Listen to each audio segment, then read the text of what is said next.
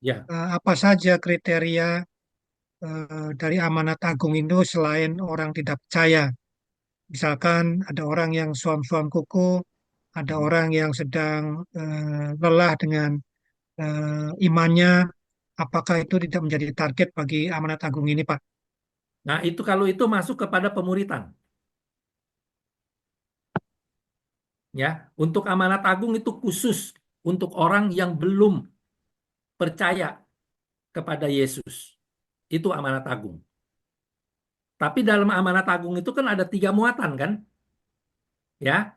Yang pertama apa? Pergi jadikan semua bangsa murid. Nah ini target kepada orang yang belum mengenal Tuhan, mengenal Yesus.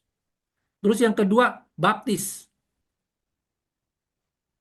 Dan yang ketiga, dan ajar mereka. Nah ini dia. Jadi orang yang sudah terima Yesus, kemudian mungkin dia nyeleweng-nyeleweng, sudah jauh menjadi domba yang terhilang, anak yang terhilang, seperti itu kan. Nah ini tugasnya kita juga harus layani mereka, tapi sifatnya itu adalah apa, memuridkan mereka lagi. Seperti itu ya. Jadi bukan amanat agung yang artinya penjangkauan kepada orang-orang yang belum mengenal Tuhan. Ya, karena amanat agung itu ada tiga paket, ada tiga dalam satu paket gitu loh. Ya, itu dia. Makanya luar biasa ya Yesus ya memberikan perintah itu dia lengkap sekali loh. Dia tahu loh ya bahwa akan ada banyak nih orang-orang yang yang kenal Yesus juga hidupnya jadi amburadul masih menjadi anak yang terhilang.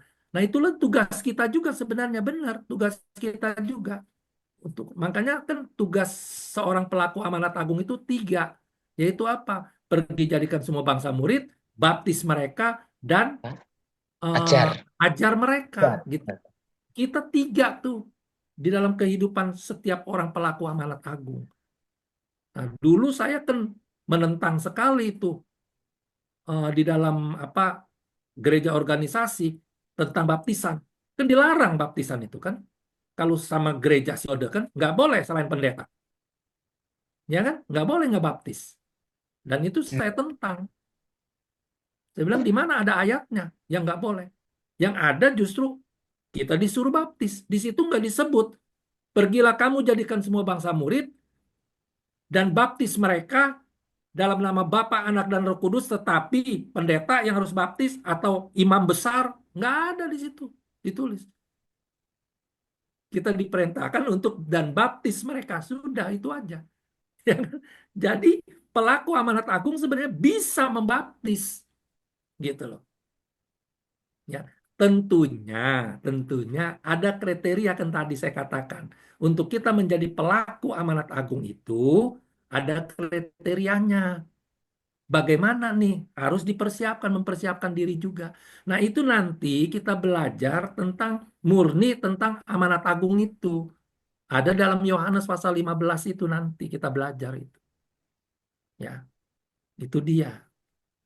Jadi rupanya memang banyak hal yang harus kita pelajari loh ya sebagai orang percaya.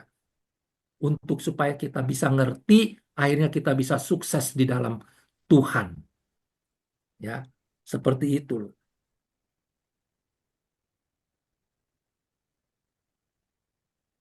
Paulus sendiri juga kan dalam kitab Filipi, dia katakan kan bahwa apa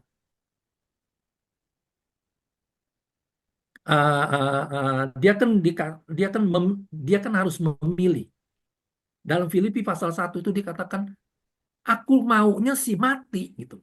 Karena mati itu adalah keuntungan aku, ya kan?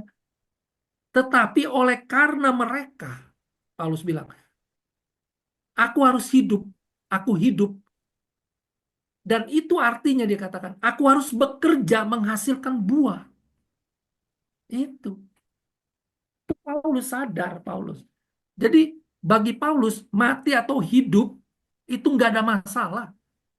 Tapi yang penting ada target gitu loh, ada tujuannya. Kalau mati tujuannya apa? Ya masuk dalam kerajaan Allah. Tapi kalau hidup tujuannya apa? Harus menjadi pelaku amanat agung itu Paulus gitu loh. Ya. Filipi pasal 1 itu. Pak Agus gimana kira-kira sudah terjawab? Ya cukup Pak Yoyong. Baik, baik. Cuma soal Ya, baptisan sepertinya memang Izin Pak. ya. Kenapa? Halo. Baptisan kenapa Pak Agus? ya soal baptisan sekarang ini kelihatannya memang harus apa?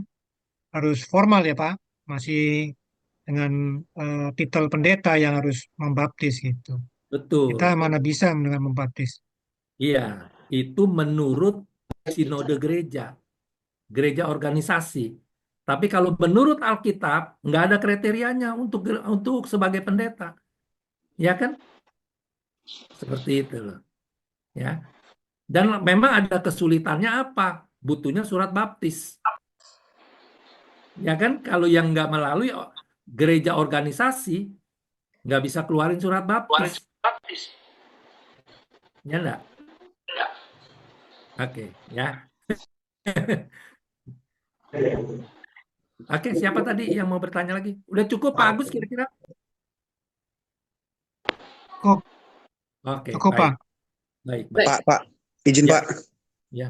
Nah, jika begitu contohnya ketika ada orang yang tidak kenal Tuhan atau agama seberang kemudian diinjili dan dibaptis oleh seorang penginjil dan dia tidak punya surat baptis, lalu dia kemudian mencoba bergabung ke satu gereja dan gereja kan akan mempertanyakan baptisannya ini termasuk surat-suratnya. Lalu tidak ada. Nah, kemudian eh, gereja menyuruh untuk melakukan baptisan ulang. Itu bagaimana, Pak? Ya kalau kalau dia sudah dalam baptisan yang benar, yang sesuai firman maksud benar, yang sudah sesuai dengan firman, yang nggak perlu lagi. Tapi Iya, memang tapi kan ada kesulitannya seperti tadi buktinya, itu. Pak. Kesulitannya seperti tadi, nggak akan dapat surat baptis gitu kan. Sedangkan Iya, surat baptis itu butuh kan untuk nikah misalkan kalau dia belum menikah. Gitu kan? Iya. iya, Dan untuk yang lain-lainnya juga kadang-kadang diminta surat baptis. Ya, untuk urus paspor misalkan. Itu juga kan ada. Kalau nggak ada akte lahir, boleh juga dengan akte nikah. Kalau nggak ada akte nikah, ya boleh pakai akte baptis katanya. Gitu loh. Jadi memang perlu. Nah inilah dilemanya di sini. Jadi gini loh, Yesus dulu juga kan menentang ahli-ahli Taurat, imam-imam, dan orang-orang Farisi. Menentang kenapa? Dikatakan engkau ini bukannya mempermudah orang untuk bisa masuk dalam kerajaan Allah, dia bilang, tetapi engkau menjadi penghambat kerajaan Allah. Itu Yesus pernah menentang itu. Nah sekarang terjadi gereja itu yang memperhambat orang-orang percaya, gitu kan? Nah, dasarnya dari mana sih sehingga bisa itu terjadi? Dasarnya saling curiga gitu loh. Itu yang pertama. Yang kedua, dasarnya apa? Dasarnya saling ego. Itu aja. Nah, curiga dan ego ini pekerjaan siapa? Si jahat, iblis. Udah itu aja gitu loh. Ya. Makanya saya itu apa dulu waktu menggembalakan begitu, ya itu enggak inilah, enggak apa, enggak enggak enggak sentimen banget saya mah. Permudah saja semua jemaat, dipermudah saja jemaat, ya kan? Ya, seperti itu. Ya, Nah, ini kalau ini sih Pak ya, ini kalau pemahaman saya biar sama-sama jalan, sama-sama enak. Kalau saya menginjil ya, kita itu memang tugas agung ya yang harus kita jalankan menginjil. Seandainya orang sakit kita injili dan dia mau menerima Yesus, yang tadi kendalanya dalam penginjilan harus ada surat Injil. Kita kalau dia memang sedia, karena di dalam penginjilan kan harus ada bimbingan juga Pak dalam baptisan itu. Kita serahkan aja kepada hamba Tuhan yang dia ada di organisasi itu, Pak, gitu. ya Menurut boleh saya, saja, ya uh-uh.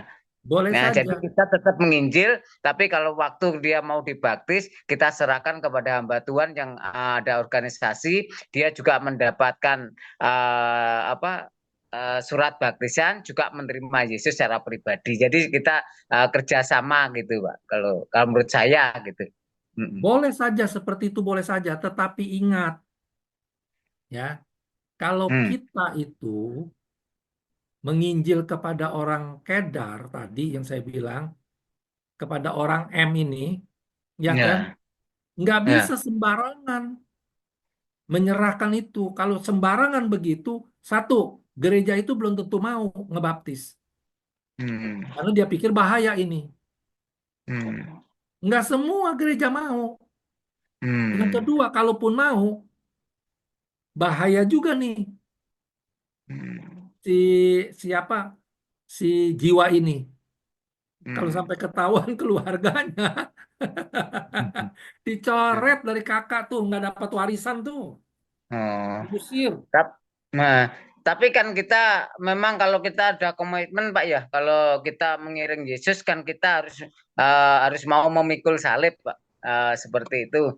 Saya sendiri terus Betul. terang aja Pak, saya sendiri latar belakang saya juga dari Muslim Pak saya. Hmm, Latar hmm. belakang saya Muslim, saya masuk Kristen juga dengan tidak ada yang memaksa dengan apa kerelaan hati saya sendiri gitu. Jadi dari Muslim dulu bapak saya juga guru ngaji juga gitu Pak kebetulan.